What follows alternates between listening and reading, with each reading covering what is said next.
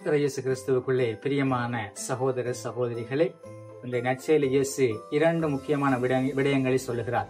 முதலாவதாக நாம் ஆண்டவரே ஆண்டவரே என்று சொல்லி கூப்பிடுகின்ற வேளையிலே நாம் விண்ணகத்துக்கு செல்வதில்லை.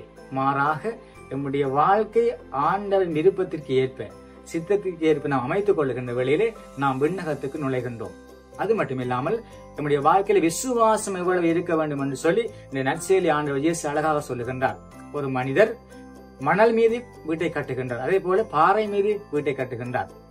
அந்த காற்று வருகின்ற வேளையிலே, மழை பெய்கின்ற வேளையிலே மணல் மீது கட்டப்பட்ட வீடு அழிந்து போகிறது, உடைந்து போகிறது. ஆனால் கல் மீது, பாறை மீது கட்டப்பட்ட வீடு நிலையாக இருக்கிறது. எப்படிப்பட்ட ஒரு அனர்த்தம் வந்தாலும் கூட அந்த வீடு அசையாமல் இருக்கின்றது. காரணம், அதனுடைய அத்திவாரம் மிகவும் மிகவும் பலமாக இருக்கின்றது. அதே போல நம்முடைய வாழ்க்கையிலே நாம் ஆண்டவர் மீது நாம் விசுவாசம் கொள்ளுகின்ற வேளையிலே, ஆழமான நம்பிக்கை கொள்ளுகின்ற வேளையிலே நாம் நம்முடைய வாழ்க்கையை, நம்முடைய வீட்டினை நாம் பாறை மீது கட்டுகின்றோம். எப்படிப்பட்ட சவால்கள், எப்படிப்பட்ட கஷ்டங்கள், எப்படிப்பட்ட கவலைகள் வந்தாலும் கூட நாம் ஒருபோதும் நிலை குறைய மாட்டோம்.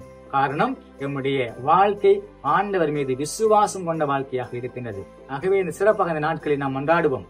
நம்முடைய வாழ்க்கையில் நாம் விசுவாசம் கொண்டு வாழ, இயேசு மீது மிகவும் ஆழமான நம்பிக்கை கொண்டு வாழ தேவையான ஆசீர்வாதங்களை கேட்டு இந்த நாள் முழுவதுமாக நாம் பக்தியோடு செபிப்போம்.